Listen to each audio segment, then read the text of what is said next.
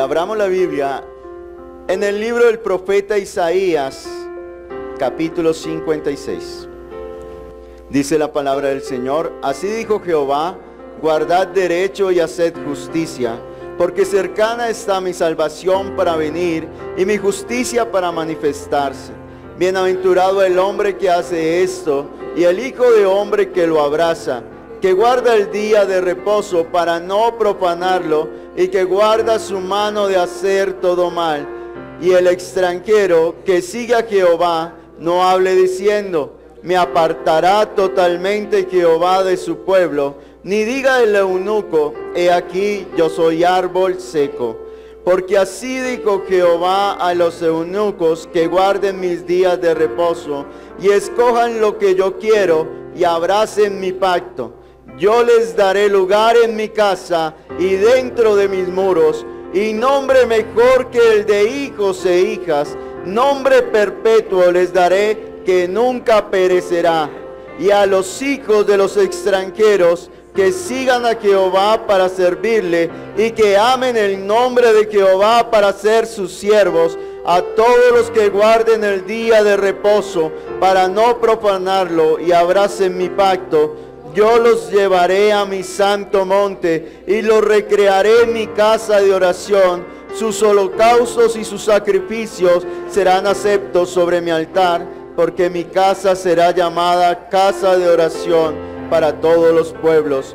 Dice Jehová el Señor, el que reúne a los dispersos de Israel. Aún juntaré sobre él a sus congregados, todas las bestias del campo, todas las fieras del bosque, venid a devorar. Sus atalayas son ciegos, todos ellos ignorantes, todos ellos perros mudos, no pueden ladrar, soñolientos, echados aman el dormir. Y esos perros comilones son insaciables, y los pastores mismos no saben entender. Todos ellos siguen sus propios caminos, cada uno busca su propio provecho, cada uno por su lado. Venid, dicen, tomemos vino, embriaguémonos de sidra, y sería el día de mañana como este o mucho más excelente. Una vez se encontró Natanael, fue a ver a Jesús, a ver si era el Mesías. Pero resulta que Jesús ya lo había visto cuando estaba debajo de la higuera. Entonces Natanael le dijo: Señor, ahora sí creo. Y Jesús le dijo: ahora sí crees, cosas mayores que estas verás. Y prepárese, porque usted va a ver cosas mayores de Dios. Porque lo que hemos visto de Dios es apenas una parte. Hemos visto el resplandor, pero un día lo veremos tal cual como Él es. Entonces prepare su vida, preparemos nuestras vidas para ver al Señor en gloria y en honra. Leímos el libro del profeta Isaías en el capítulo 56. Isaías, el nombre de Isaías significa las salvaciones del Señor. Y ya este capítulo ya hace parte de los últimos capítulos del libro. Y cuando Isaías recibió el llamado del Señor, se encontraba en un tiempo bien tremendo y bien difícil, porque aunque la nación había prosperado económicamente, pero religiosamente su relación con Dios, se habían olvidado de la palabra de Dios, se habían olvidado de su ley, se habían olvidado del pacto, de la promesa de Dios, y entonces estaban descarriados, andaban mal, eran hombres malvados. Y por esta razón el ministerio del profeta Isaías fue un ministerio bien fuerte, porque era un pueblo duro de servicio, porque querían escuchar la palabra de Dios, pero no querían obedecerla. Y por eso este capítulo es bien interesante, porque comienza el profeta Isaías. Él en su mente sabía lo que Dios quería hacer, porque Dios se lo había revelado, que iba a venir la restauración, que iba a venir la salvación. Dice el versículo 1: así dijo Jehová, guardad derecho y haced justicia, porque cercana está mi salvación para venir y mi justicia para manifestarse. está hablando aquí el profeta Isaías en el año 700 aproximadamente antes de Cristo. Y él está diciendo, le está diciendo a través de él, está hablando Dios y está diciendo: guardad derecho.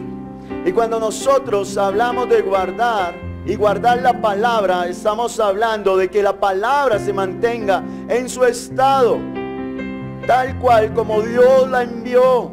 Cuando la palabra dice guarde la palabra, es que usted no le añada ni le quite, sino que usted busque, guarde esa palabra. Es como si a usted le entregan un tesoro y entonces usted lo guarda para que cuando la persona venga a tomar ese tesoro, entonces lo encuentre en la misma forma en que se lo confió. Así en esta mañana Dios a través del profeta Isaías le está diciendo que debe guardar ¿qué? El derecho. Le está diciendo a la nación de Israel y nos está diciendo a nosotros. Está diciendo guarda el derecho. ¿Y qué es el derecho? Dice guardad el veredicto o guardar la sentencia de Dios. O sea, guarde lo que Dios le ha dicho, guarde la palabra de Dios. Cuando está diciendo aquí la palabra derecho, significa guarde el veredicto, la sentencia. O sea que las palabras de Dios usted y yo debemos guardarlas. No le añadamos ni le quitemos, sino procuremos que esa palabra sea mandamiento para nosotros, que la palabra de Dios nosotros la obedezcamos. Porque miren, esa es la profecía que Dios estaba dando hace 700 años. Y aún todavía, hoy en día, el Señor tiene que decirnos que debemos guardar su palabra. No como yo quiera, sino como Él dijo que debes hacerse. ¿Y para qué debían guardar la palabra? Dice, y haced justicia. O sea que guardar la palabra es tener, es recibir la palabra, pero debemos hacer ¿qué? Justicia. O sea que debemos actuar de acuerdo a la palabra. Yo no puedo ser justo cuando yo escucho la palabra de Dios y actúo de acuerdo a mi sentimiento, de acuerdo a lo que yo pienso o a mi parecer. Me convierto en alguien injusto delante de Dios porque no estoy guardando su palabra. Y entonces dice, porque cercana, ¿para qué esto? ¿Para qué Dios a través del profeta Isaías le decía al pueblo de Israel? ¿Para qué Dios a través de las escrituras nos dice hoy que guardemos el derecho, que hagamos justicia? ¿Saben por qué? Dice, porque cercana está mi salvación para venir y mi justicia para manifestarse. Isaías estaba viendo que la salvación de Dios iba a venir. Y esa salvación es Jesús, y que la justicia de Dios iba a manifestar. ¿Y quién es esa justicia? La salvación, dice en Mateo, y dice en Lucas capítulo 1, dice, y le pondrás por nombre Jesús, porque Él salvará al pueblo de sus pecados. Y dice en Romanos que nuestra justicia, la justicia de Dios es Jesús. ¿Sabe por qué la justicia de Dios es Jesús? Porque Él pagará a cada uno. Cuando utiliza el profeta Isaías el término justicia, ¿sabe qué dice? Que Él desnudará a cada persona y le pagará de acuerdo a sus obras. Así que este es un llamado que Dios nos está haciendo para que guardemos la palabra y andemos rectamente. Y a través del profeta Isaías, Dios está llamando a su pueblo a estar pendiente de su palabra, a tener su palabra presente, a guardarla, a cumplirla, al igual que lo está haciendo hoy en día con nosotros. Versículo 2 dice, bienaventurado, dichoso, feliz el hombre que hace ¿qué? Que guarda el derecho, que guarda las palabras del Señor, que guarda las palabras y hace justicia. Y el Hijo del Hombre que lo abraza, que guarda el día de reposo para no profanarlo. ¿Cuál es el día de reposo?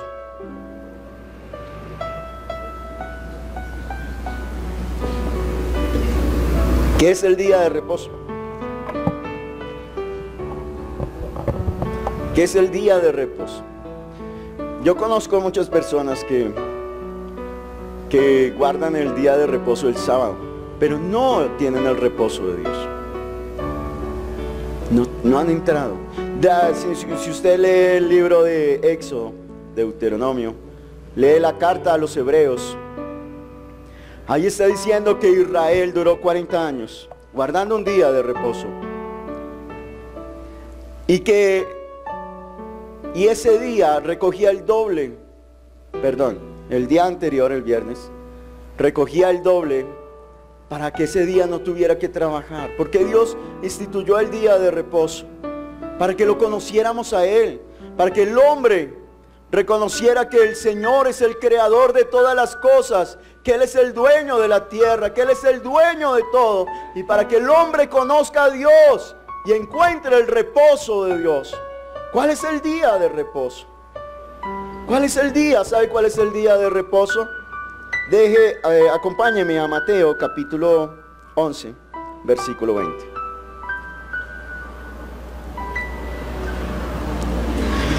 El día de reposo es cuando el hombre deja todo su trabajo y reconoce al Señor de señores y Rey de reyes.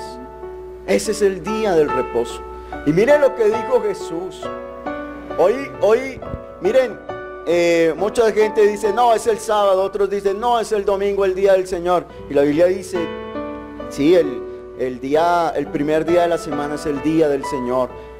Y el día del reposo es el día anterior. Porque Jesús resucitó un día después del día de reposo. Y dice la Escritura, Mateo 11, 28, venid a mí todos los que estáis, ¿qué? Trabajados y cargados, y yo os haré descansar. ¿Quién los va a hacer descansar? ¿Quién es el Señor del día de reposo? Jesús. ¿Usted dónde encuentra? ¿Cuál es el día de reposo? El día que usted está trabajado y cargado y viene delante de Dios a entregar sus cargas. Llevad mi yugo sobre vosotros y aprended de mí, que soy manso y humilde de corazón, y haréis descanso para vuestras almas. ¿Usted quiere hallar descanso para su alma? Ese es el reposo.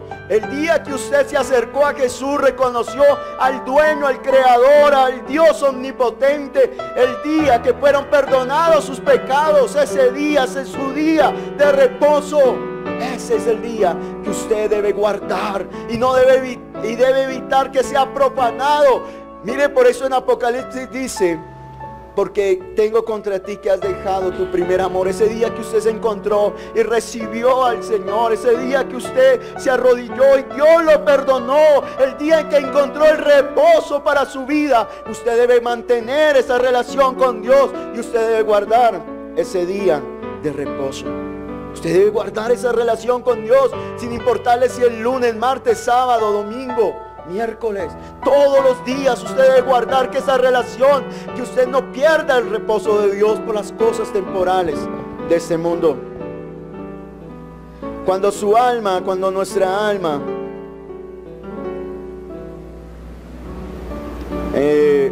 recibe el reposo de Dios. Este versículo dice, llevad mi yugo sobre ¿qué? Sobre vosotros. ¿Qué es un yugo? Un yugo, yo antes pensaba o entendía que un yugo es una carga pesada sobre alguien. No. Un yugo es algo que se coloca sobre dos bueyes en la agricultura para que anden juntos. Y aquí está diciendo la Escritura, llevad mi yugo. O sea que el yugo de Jesús. Cuando yo coloco el yugo de Jesús, cuando el yugo de Jesús es colocado sobre mi vida, ¿qué sucede? Voy a andar con Jesús. Porque separados de Él, dice la Escritura, nada podemos hacer. Entonces, si usted se coloca, si Dios le coloca el yugo de Jesús sobre su vida, ¿qué va a pasar? Usted va a aprender de Jesús. Y entonces, usted estando con Jesús va a aprender de Jesús, que es manso y humilde de corazón. ¿Y qué va a pasar? Va a tener el reposo. Entonces, ¿qué es el día de reposo? El día de reposo, ¿cuál es? ¿Qué es el día de reposo? El día que usted lleva el yugo de Jesús y aprende a ser manso y humilde como Jesús. y haya descanso para su alma y para su vida. Sigue diciendo la escritura en Isaías capítulo 56. Y el Hijo de Hombre que lo abraza, que guarda el día de reposo para no profanarlo, y que guarda su mano de hacer todo mal. O sea, está diciendo aquí el profeta Isaías que en ese día nosotros ya sabemos qué es hacer el bien y qué es hacer el mal. Y que hacer el bien es hacer la voluntad del Padre y tener la vida. Por eso retenemos nuestra mano de hacer el mal. En este capítulo 56 está hablando de una buena nueva, de una esperanza que se le da a dos tipos de personas: a los extranjeros y a los eunucos. Dice el versículo 3: y el extranjero que sigue a Jehová no hable diciendo: me apartará totalmente Jehová de su pueblo, ni diga el eunuco: he aquí que yo soy árbol seco. Había algo, porque estos dos tipos de personas tenían esta expresión, porque los judíos en su cultura es un pueblo cerrado. Y entonces, ¿qué es un extranjero? Es todo aquel que no pertenece al pueblo judío. Y entonces, como era extranjero, los judíos habían colocado y eran muy severos con ellos y no les permitían servir en el templo. ¿Usted era extranjero o es judío? Extranjero. Éramos extranjeros. Para los judíos todavía somos extranjeros, pero para Dios no. Ya vamos a ver por qué. Y los eunucos son aquellas personas que según la ley de Moisés tampoco podían servir en el templo. Deuteronomio capítulo 23 versículo 1 dice: no entrará en la congregación de Jehová el que tenga mayugado los testículos o amputado su miembro viril. Dice también usted si lee el Levítico, también dice que el que tenga, si es hijo o descendiente de Aarón, que son los sumos sacerdotes, y tiene el ojo nublado, o es enano, o tiene algún impedimento físico, por la ley no podía servir. Por la ley no podía servir en el templo. ¿Qué esperanza tenía este hombre o estas mujeres para servir en el templo? ¿Qué esperanza? Y estos dos tipos de personas, los extranjeros y los eunucos, eran aquellos hombres. Dijo Jesús en Mateo capítulo 19 versículo 12. Vamos a ver quiénes son los eunucos. Jesús hace un resumen acerca de los eunucos. Mateo capítulo 19 versículo 11. Y dice la escritura: entonces Él les dijo: no todos son capaces de recibir esto, sino aquellos a quienes es dado. Pues hay eunucos que nacieron así del vientre de su madre, y hay eunucos que son hechos eunucos por los hombres, y hay eunucos que al sí mismos se hicieron eunucos por causa del reino de los cielos. El que sea capaz de recibir esto, que lo reciba. O sea que dentro de los eunucos habían unos hombres que nacían así y los ponían a cuidar en los palacios a las mujeres, a las doncellas. Y tenían cargos importantes. Si usted se hace ahorita memoria, Felipe le predicó al eunuco, al etíope. Era un eunuco. También habían otros que los hombres llegaban y los castraban. ¿Para qué? Para que cuidaran y sirvieran en sus templos, en sus palacios. Y están los que se hacen eunucos por el reino de los cielos. Entonces estos dos tipos de personas no tenían ninguna clase de posibilidad de servir en el templo de Dios, de servirle a Dios como ellos querían, aunque tuvieran el derecho por ser descendientes de Aarón, los eunucos, pero por tener esa discapacidad en su cuerpo, entonces no podían. La ley los rechazaba. ¿Y qué esperanza les quedaba? De eso está hablando el capítulo 56 de Isaías. Y cuando está hablando de extranjero, está hablando de usted y está hablando de mí. Porque dice la Escritura que nosotros fuimos hechos cercanos por Cristo. Efesios capítulo 2, versículo 14 al 19. Dice la Escritura: porque Él es nuestra paz, que de ambos pueblos hizo uno, derribando la pared intermedia de separación, aboliendo en su carne las enemistades, la ley de los mandamientos expresados en ordenanzas, para crear en sí mismo de los dos un solo y nuevo hombre, haciendo la paz. Y mediante la cruz reconciliar con Dios a ambos en un solo cuerpo, matando en ella las enemistades. Y vino y anunció las buenas nuevas de paz a vosotros que estabais lejos y a los que estaban cerca. Porque por medio de Él, los unos y los otros, tenemos entrada por un mismo Espíritu al Padre. Así que ya no sois extranjeros ni advenedizos, sino conciudadanos de los santos y miembros de la familia de Dios. Amén. Ahora usted ya no es extraño, usted ya no es advenedizo. Ahora usted es miembro de la familia de Dios. Dios lo acercó a través de la obra de Jesús, esa salvación y esa justicia que está hablando. Aquí en los primeros versículos del capítulo 56, dice: he aquí que yo... porque así dijo Jehová a los eunucos, que guarden mis días de reposo y escojan lo que yo quiero y abracen mi pacto. Yo les daré, está hablando del futuro, yo les daré.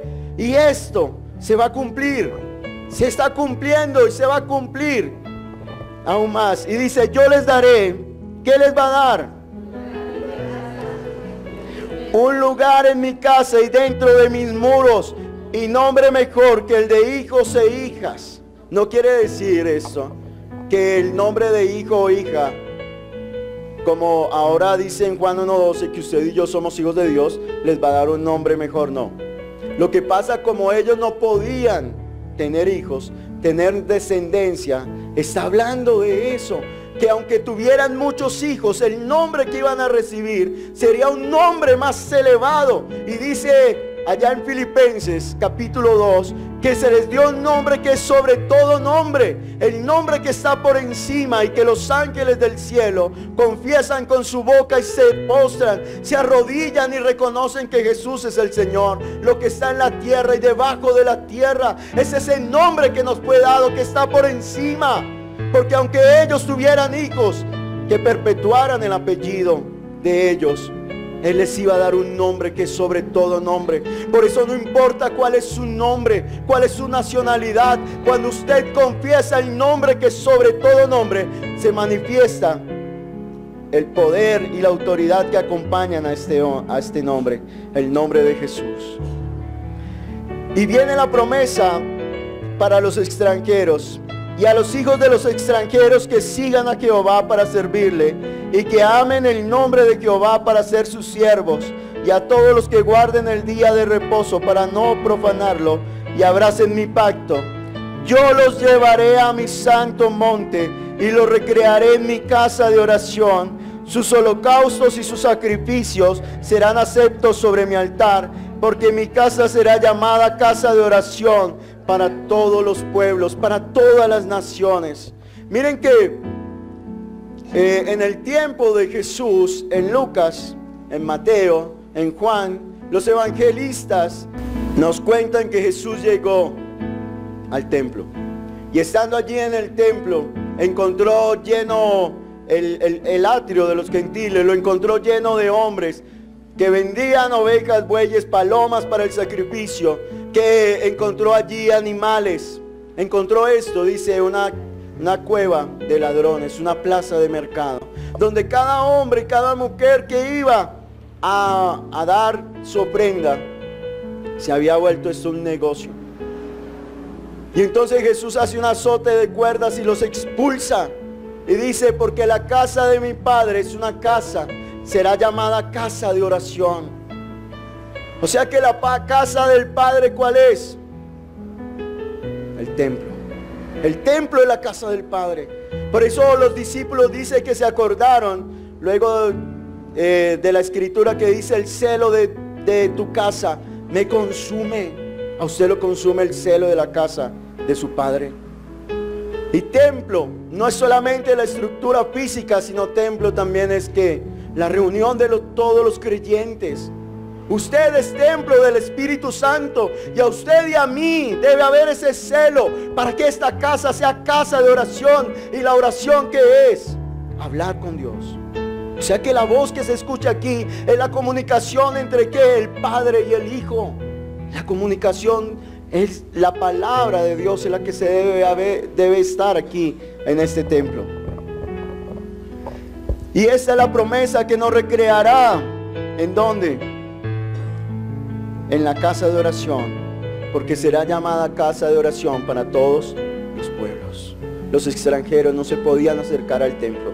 En los tiempos de Jesús, los judíos, eso no estaba en las escrituras, pero los judíos colocaron una pared. Y aún después, cuando usted lee el libro de Hechos, ellos colocaron una pared para que los extranjeros no entraran. Eso no lo había dicho Dios, pero ellos, en su celo por guardar el templo de que no fuera profanado, no le permitían a los extranjeros llegar allá. Por eso comenzaron a perseguir también a Pablo cuando fue a pagar un voto, porque habían dicho que había metido extranjeros dentro del templo para profanarlo. Entonces, pero eso no es lo que quería Dios. Dios quiere que su templo sea ¿qué? Casa de oración. ¿Para qué? Para todas las naciones, porque Dios vino a salvar y a buscar a los que se habían perdido. Dice Jehová el Señor, versículo 8, el que reúne a los dispersos de Israel, aún juntaré sobre él a sus congregados. Miren, el pueblo de Israel, la nación, fue dividida en dos después del rey Salomón: reino del norte y reino del sur. Judá e Israel. Israel, a causa de su pecado y de abandonar la ley de Dios y apartarse de la palabra de Dios, fue llevado cautivo y se perdieron. Y aquí el profeta Isaías está profetizando que Dios los va a volver a recoger. Dios los va a volver a recoger y los va a juntar de nuevo en un pueblo. Pero después de dar todas estas promesas y de darle alternativa, de darle esperanza a través del profeta Isaías a los extranjeros y a los eunucos, hoy usted puede venir y tener el reposo de Dios. Puede entrar. Si usted todavía no tiene el reposo de Dios, usted puede venir. Si usted tiene una limitación física, la Biblia dice que Él es nuestro sanador y que Él usa nuestras vidas conforme al propósito con el cual fuimos creados. Pero algo que me llamaba mucho la atención es que después de que Dios les promete tantas cosas, mire el versículo 9, sucede algo en esta lectura. Hay algo que cambia. ¿Qué fue lo que sucedió? Porque mire lo que dice. Está hablando de esperanza, está hablando de bendición, está hablando de oración, está hablando de reconciliación, está hablando de paz, está hablando de justicia, está hablando de bendición. Pero el versículo 9 dice: todas las bestias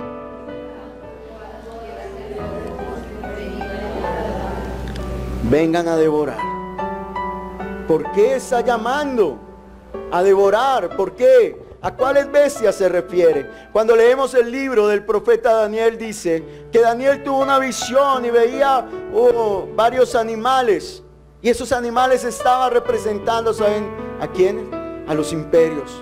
que vinieron luego al imperio babilónico, al imperio griego, al imperio asirio, que vinieron luego y destruyeron ese llamado que hizo el profeta Isaías, de vengan las bestias, porque así le dicen los judíos a los extranjeros, a los gentiles, las bestias, los perros. Y entonces Dios, a través del profeta Isaías, está diciendo aquí: todas las bestias del campo, todas las fieras del bosque, venid a devorar, vengan y devoren al pueblo. ¿Por qué? ¿Por qué el llamado del profeta Isaías a que las naciones paganas vinieran a destruir la nación de Israel, la nación de Judá? Si usted ve, los judíos hoy en día solo les queda del gran templo de aquel entonces un muro. Y esa nación ese templo fue destruido varias veces por lo mismo, porque se olvidaron de Dios y de su pacto, porque se olvidaron y siguieron sus propios caminos. Por eso vino la ira de Dios sobre ellos. Y entonces vinieron todos aquellos hombres, estos imperios, y destruyeron su templo. Pero ¿sabe por qué vino la destrucción? Versículo 10. Sus atalayas son ciegos. Un momento. Sus atalayas son ciegos. Una atalaya no es en Jerusalén, en el muro construían un lugar alto. Y el atalaya era el hombre encargado de subir a ese lugar alto en los castillos y mirar hacia el futuro y mirar hacia adelante. Ese es el atalaya. Ese es el atalaya, el que está pendiente si vienen los enemigos y hace sonar la alarma. Pero ¿qué sucedió con estos atalayas que Dios colocó en el pueblo? ¿Cuáles eran esos atalayas? Los sacerdotes, que eran los encargados de enseñarle al pueblo a conocer a Dios, de enseñarle al pueblo a que se volviera a Dios. ¿Cuáles fueron los otros atalayas? Los profetas. Los profetas, que son los que traían la palabra de Dios y hablaban de parte de Dios al pueblo para que el pueblo se volviera a Dios. Y los reyes, que eran los que gobernaban la nación. Pero todos ellos, dice en la Biblia, dice el profeta Isaías, que estaban ciegos. Pero era de verdad que estaban ciegos porque no veían. ¿Tenían la limitación física y sus ojos no podían ver? No. Cuando la Biblia está hablando aquí de ciegos, vayamos, es lo mismo que Jesús le dijo a los fariseos. Mateo capítulo 15, versículo 14.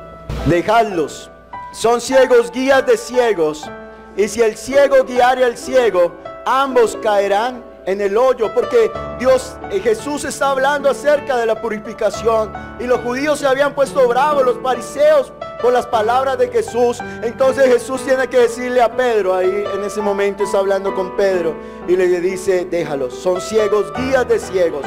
¿Por qué? Porque tienen ojos pero no pueden oír. Muy bien, si están pendientes. Tienen ojos, no pueden ver. Tienen oídos, no pueden oír. Y tienen boca, pero no pueden hablar. Están ciegos. Y ciego significa sin la luz de la palabra. Cuando una persona, Jesús dijo: yo soy el camino, yo soy la verdad, yo soy la vida, yo soy la luz del mundo. El que en mí cree no andará en tinieblas.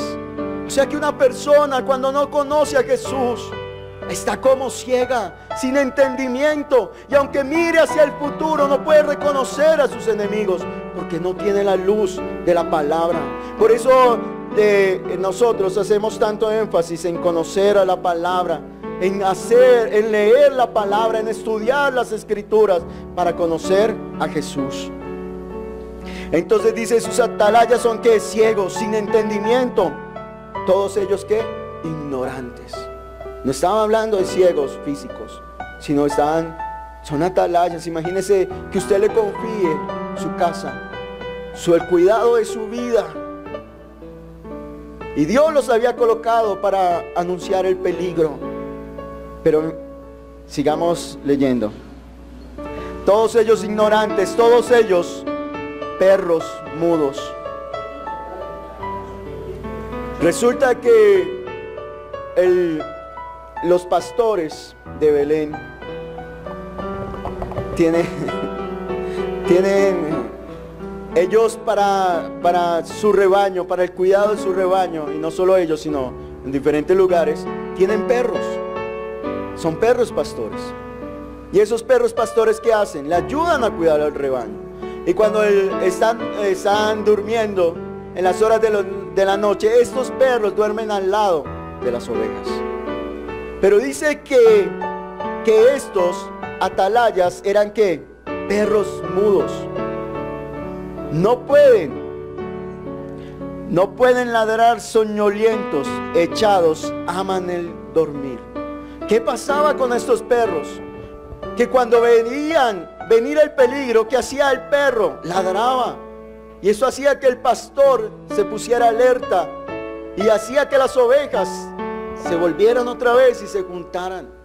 Pero cuando el perro no ladra, ¿qué pasa? Entonces no está sirviendo el trabajo para lo cual Dios lo colocó. Miren, el Señor es el pastor y nosotros somos esos perros que estamos al cuidado de su rebaño. La iglesia es el lugar donde Dios está colocando su rebaño. Y tal vez usted puede decir, pero es que yo no soy pastor. A mí no me dicen pastor como le dicen al pastor Javier, como le dicen al pastor John, Pero sabe que usted, cuando predica la palabra, cuando hace discípulos, está pastoreando. Usted está pastoreando.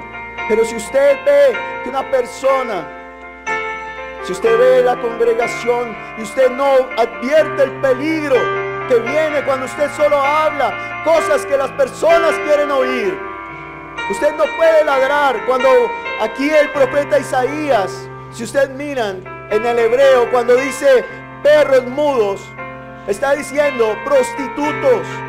Y un prostituto es aquel que cambia, que profana su cuerpo a cambio de dinero. O sea que ellos no podían denunciar porque eran corruptos, habían vendido sus principios. Por eso no podían decir lo que es malo, no tenían autoridad. Porque como dijo Jesús y dice en el Nuevo Testamento, tú que dices que no has de robar, robas, que no se ha de adulterar, adulteras. Porque estaban corruptos por dentro.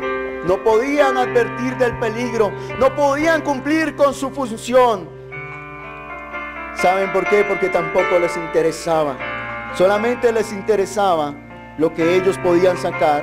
Dicen, soñolientos, echados, aman el dormir.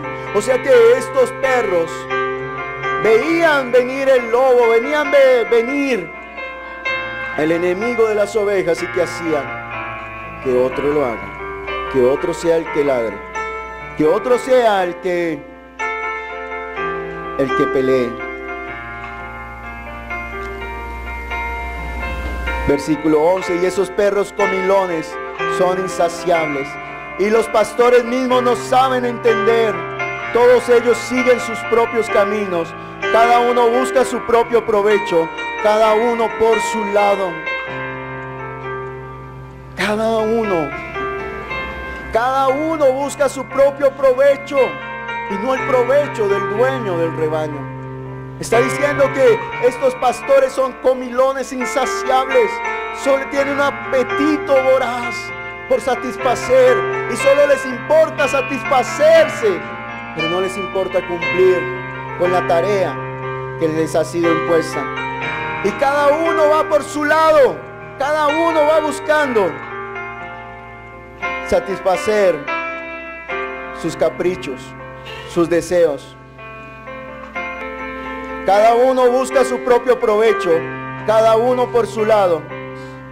Venid, dicen, tomemos vino, embriaguémonos de sidra, y sería el día de mañana como este, o mucho más excelente. Venid, embriaguémonos, vengan, hagamos fiesta. Dice en la carta a los Efesios, no os embriaguéis con vino, en lo cual hay disolución, en lo cual hay altercado, en lo cual hay dice libertinaje. ¿Por qué? Porque el vino roba la voluntad. El vino roba la conciencia. El vino adormece. Y ellos están así amándose a ellos mismos y disfrutando y creyendo y haciendo de sus días. Y eso fue lo que le pasó al pueblo de Israel. Se adormeció. Se dedicó a cuidarse a ellos mismos y se olvidaron de Dios y la palabra de Dios y el propósito con que Dios los puso. Y entonces vinieron las naciones y los devoraron. Pero aún está la promesa de que han de volver. Y miren, nuestra tarea no es criticarlos a ellos. Ore por ellos. En los salmos dice, ore por los judíos, ore por la nación de Israel. Si hay una nación que mantiene en guerra todos los días, son ellos. Ore por ellos, ore para que reconozcan al Mesías. Ore para que sus ojos sean abiertos y ellos puedan ver al Salvador de sus vidas y se puedan convertir. Ore para que no sean engañados. Ellos anhelan la reconstrucción del templo. Ellos anhelan volver a ofrecer sus sacrificios. Ellos anhelan obedecer la palabra de Dios, pero tienen un velo sobre sus ojos y no han podido conocer lo que usted y yo conocemos: a Jesús el Salvador, la justicia de Dios. Ellos están esperándolo todavía. Pero a ustedes y a mí nos tenemos una tarea, y es vivir de acuerdo a lo que ha dicho la palabra de Dios. Acompáñame un momento al libro del profeta Ezequiel. Ezequiel capítulo 3. ¿Qué es una atalaya?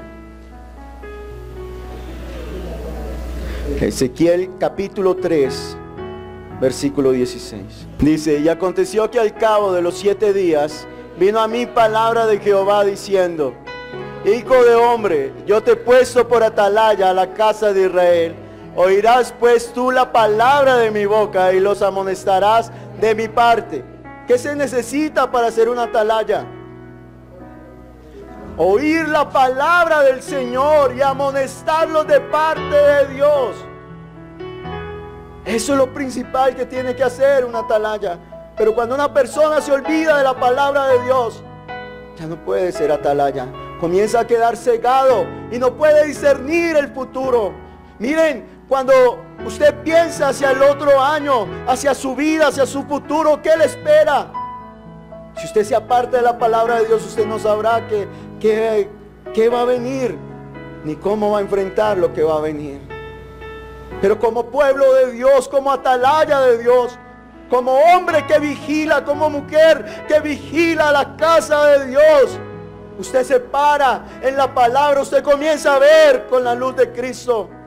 Porque lámpara es a mis pies tu palabra y lumbrera mi camino. Ese camino que debemos recorrer como iglesia del Señor debe ser alumbrado por su palabra. Porque si no andamos bajo la luz de la palabra, andaremos bajo las tinieblas. Y entonces no seremos la iglesia a la cual el Señor va a venir a recoger sin mancha y sin arruga. Y cuando usted reciba la palabra de Dios, entonces puede amonestar como atalaya a los hombres, a las mujeres.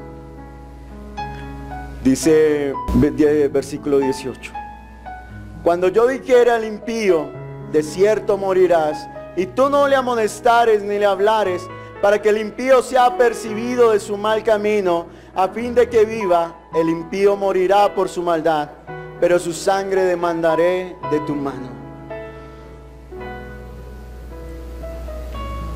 ¿A quién debe amonestar a la atalaya? ¿A quién debemos amonestar? Llamarlo al orden. ¿A quién? Al impío. ¿Y qué es un impío? Impío es el que es moralmente malo, el malo, pero ¿sabe también que es impío? Impío, según la Biblia, el impío es el que se burla de Dios, el que echa sus mandamientos a sus espaldas, el que sabiendo la voluntad de Dios no la hace, el que se rebela en contra de la palabra de Dios y de su voluntad, de los mandamientos de Dios, es un impío. Y por eso dice la Escritura que Dios está airado con el impío todos los días. Por eso al pueblo de Israel le vino ese castigo.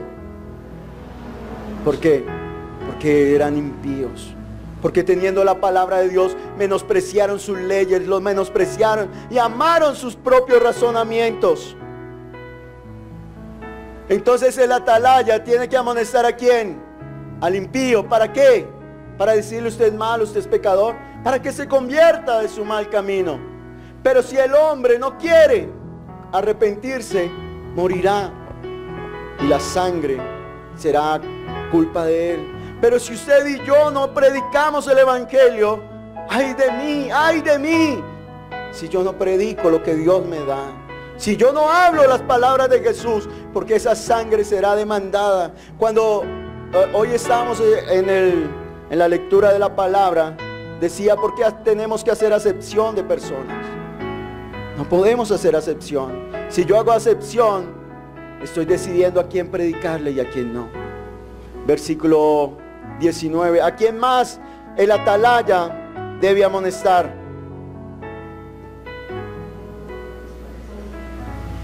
Pero si tú amonestares al impío y él no se convierte de su impiedad y de su mal camino, él morirá por su maldad, pero tú habrás librado tu alma. 20. Si el justo se apartare de su justicia, ¿a quién debe amonestar también el atalaya? ¿Solo a los malos? Al justo, al justo. Si usted ve a una persona que se está desviando de la palabra, que se está extraviando, dice en las epístolas, dice: ustedes que son espirituales, que son fuertes, restauren con amor, hagan volver a los que se están extraviando, levanten. Dice: si el justo se apartare de su justicia e hiciere maldad y pusiere yo tropiezo delante de él, él morirá, porque tú no le amonestaste. En su pecado morirá, y sus justicias que había hecho no vendrán en memoria, pero su sangre demandaré de tu mano. Si usted ve a su hermano cometer pecado, ore por él, amonéstelo, hágalo volver a la palabra, exhórtelo. Y exhortar no es regañar, es animar. Exhórtelo a que vuelva al camino del Señor. Ore por él para que él sea la palabra la que lo guíe. Ore. Miren, no seamos como decía el capítulo 56, cada uno buscando su provecho. Ah, no, yo ya me salvé, yo conozco más, yo sé más que los demás, Dios me usa más a mí, Dios. ¿Qué de mi hermano que está padeciendo necesidad? Porque podemos juzgar y podemos señalar, pero ¿qué de aquel que se está perdiendo? Porque tenemos que amonestar. Y ustedes están cada 8 días recibiendo amonestación de parte del Señor, porque hay unos atalayas puestos en este lugar, que no están hablando lo que queremos escuchar, sino que están hablando que la palabra de Dios, para que no nos apartemos del camino, sino que volvamos a la verdad de la palabra, a la verdad del evangelio, para que hagamos la voluntad del Padre, para que demos a conocer al Dios único y verdadero. Eso es. Tal vez no lo dicen de la forma más bonita, tal vez no lo dicen de la forma con las mejores palabras, pero es la palabra de Dios. Así que en esta mañana usted reciba, en esta mañana usted comience a pensar: ¿soy una atalaya de parte de Dios o soy una atalaya para mí, una atalaya ciego, una atalaya ignorante, una atalaya, un perro muerto, un perro dormido, un perro mudo? El atalaya debe amonestar al impío y al justo. Pero si al justo amonestares para que no peque y no pecare, de cierto vivirá, porque fue amonestado, y tú habrás librado tu alma. Tú habrás librado tu alma. Tú habrás librado tu alma. Aunque esta profecía, el principal es el pueblo de Israel, va dirigida al pueblo de Israel. La profecía del capítulo 56 también está para nuestras vidas. Y Dios nos está haciendo hoy un llamado, iglesia de Dios. No podemos seguir teniendo la palabra y esperar que las promesas de Dios se cumplan, y haciendo males y recibir bienes. No podemos seguir estar durmiendo y estar cambiando la palabra de Dios por las cosas temporales del mundo. ¿Es usted un atalaya? ¿Es usted aquel que está apercibido acerca del futuro? Pónganse de pie y vamos a orar en esta mañana. Señor y Padre eterno, estamos aquí, oh Dios.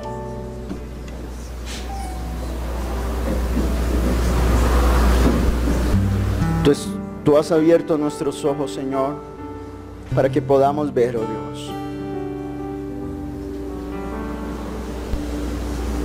Padre, no queremos, Señor. Tu palabra dice que estas cosas se han escrito como ejemplo, Señor. Y no queremos caer en lo mismo, Dios, que cayó el pueblo de Israel, Señor. Padre, tú nos has colocado como atalayas, como aquellos que ven hacia adelante, aquellos que miran lo por venir. Padre, no dejes que nuestras bocas se cierren, Señor, y que temamos más al hombre que a tu palabra, Señor. En esa mañana, Señor, humildemente delante de ti, Señor, tu justicia y tu salvación se han manifestado en nuestras vidas, Dios. Tu misericordia y tu verdad, cuando éramos extranjeros y advenedizos, Señor, tú nos hiciste, poderoso Señor, parte de la familia. Nos hiciste parte, Señor. Nos reconciliaste, Señor. Y hoy estamos aquí con un propósito, Señor. Y es de ser atalayas, Dios. Es de ir a anunciar el Evangelio, la buena noticia. Porque no me avergüenzo del Evangelio, porque es poder de Dios para todo aquel que cree. Porque no me avergüenzo de decirle al eunuco, no me avergüenzo de decirle al extranjero, no me avergüenzo de decirle a aquel que está en el mundo, Dios, que hay esperanza para él. Que aunque la ley lo limitó, aunque la ley lo apartó del servicio del templo, ahora en la justicia de Dios hay oportunidad para servirle a aquel que vive. Oh poderoso Señor, en esta mañana, oh Cristo bendito, Señor, oh Dios todopoderoso, solamente tú eres grande y poderoso, Señor, y no hay nadie como tú, Señor. Ayúdanos, oh Dios, que escuchemos tu palabra cada día y que tu palabra more en abundancia en nosotros para predicar, Señor, para amonestar al impío, pero también para amonestar al justo, poderoso Señor. Padre, no nos dejes ir a cada uno por nuestro propio camino, buscando nuestro propio deleite, Dios, porque esa no es la iglesia que tú formaste. Ese no es tu cuerpo, Dios. Tu cuerpo es el que está unido entre sí, nutrido, Dios. Tu cuerpo es aquel que cuida el uno del otro. Poderoso Señor, te alabamos y te bendecimos en esta mañana. Y te damos gracias, Señor. Ayúdanos, Dios. Padre, tú conoces nuestras vidas. Heme aquí, Señor, envíame. Si te puedo servir, aquí estoy. Aquí estoy, Señor. En tus manos, Señor, como el barro soy, para que me hagas a tu imagen, tómame. Yo lo haré,